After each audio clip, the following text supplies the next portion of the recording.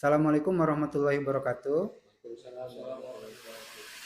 Alhamdulillah pada pagi hari ini kita ada dalam kondisi yang sehat dan insya Allah kita akan melakukan pasca observasi.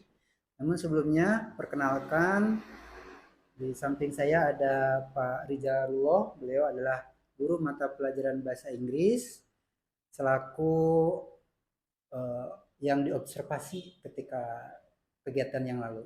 Kemudian di samping kanan saya ada Bapak pendamping praktik saya yaitu Bapak Mahathir Abdul Malik. Baiklah, sebelum kegiatan ini Bapak Rizal kemarin kita sudah melakukan observasi dan juga observasi kegiatan pembelajaran. Alhamdulillah terlaksana dengan lancar Bapak ya. Adapun tujuan pasca observasi kali ini adalah untuk mengevaluasi dan merefleksi terhadap pembelajaran yang sudah kita lakukan. Bapak, bagaimana perasaan Pak Rizal setelah observasi pembelajaran kemarin? Perasaan saya ketika sudah melakukan observasi itu sangat senang sekali, Pak. Hal yang saya rasakan itu menjadi hal yang baru yang saya rasakan adalah menerapkan pembelajaran sosio-emosional dan juga pembelajaran berdiferensiasi. Pembelajaran diferensiasi yang saya lakukan ini, alhamdulillah ini bisa diterapkan kaitannya dengan materi prosedur teks.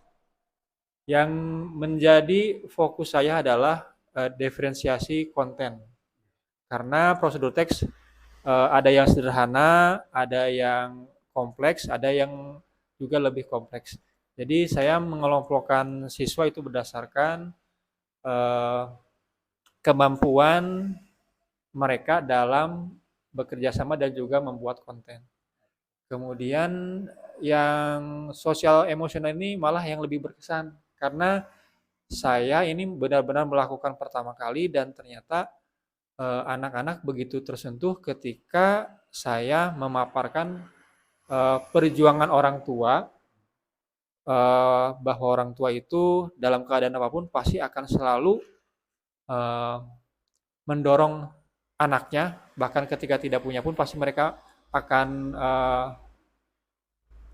mewujudkan keinginan anak-anaknya gitu. Jadi mereka sangat tersentuh dan itu yang saya lakukan untuk mendorong mereka dan memberikan semangat agar mereka belajar lebih baik, belajar lebih giat dan berdisiplin begitu Pak. Jadi saya sangat senang mereka eh, tersentuh dan juga lebih ingat akan tujuan sekolah seperti itu Pak.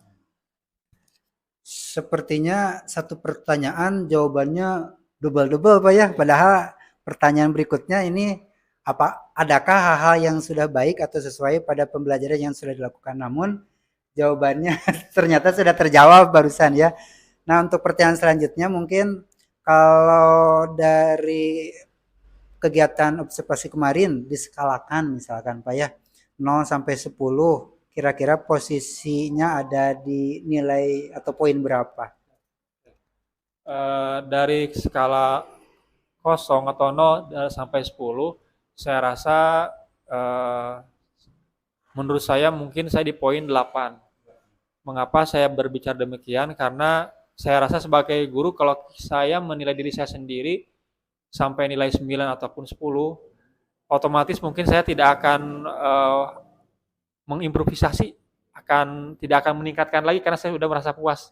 Sedangkan saya rasa masalah pendidikan ini khususnya untuk pengajaran, guru harus dapat beradaptasi dan juga berinovasi sesuai dengan karakter dan pengembangan zaman dan juga peserta didiknya begitu Pak. Itu nilai dari saya mungkin Pak. Alhamdulillah kalau memang seperti itu jawabannya berarti tadi tentang PSE yang baru itu ya tentang berdiferensiasi dan nilainya 8 ya Pak ya. Itu menurut saya memang sesuai dan kalaupun saya kalau beri nilai 9 mungkin juga sesuai ya Pak ya.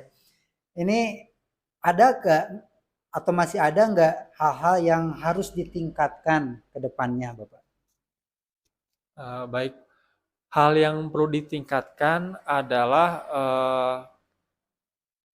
kalau keterlibatan siswa mungkin sudah cukup ya Pak, hanya saja mungkin bagaimana ini mungkin PR saya untuk kelas yang saya mungkin ajar, khususnya mungkin kemarin yang saya juga ajar, itu berkaitan dengan meningkatkan skor ataupun keterlibatan siswa yang mungkin kalau saya boleh berbicara itu mungkin yang lower students-nya gitu, yang angka skornya itu di bawah KKM seperti itu. Untuk itu mungkin saya juga harus mencoba media pembelajaran yang lain, kemudian juga strategi pembelajaran yang lain.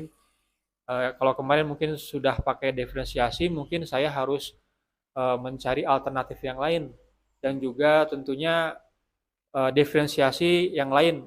Kalau kemarin punya konten, mungkin saya akan menggunakan diferensiasi proses yang berbeda atau produk yang berbeda begitu, Pak. Oke, Bapak, pertanyaan selanjutnya, adakah strategi untuk meningkatkan hal-hal tersebut, hal yang harus ditingkatkan tersebut? Strateginya. Baik Pak, strategi yang mungkin saya akan terapkan untuk meningkatkan kualitas pembelajaran. Yang pertama mungkin saya harus mengetahui dulu kondisi siswa itu dengan diagnostik tes ya Pak ya. Karena itu awal dari bagaimana guru bisa meningkatkan pembelajaran. Dari situ mungkin saya bisa memetakan bagaimana proses pembelajaran yang saya akan lakukan 1 tahun ke depan. Dari mulai medianya, kemudian juga strategi pembelajarannya, dan juga mungkin kita perlu seperti apa sih namanya penyegaran-penyegaran ya Pak ya, seperti sosial emosional agar ada reinforcement untuk guru dan juga peserta didiknya seperti itu Pak.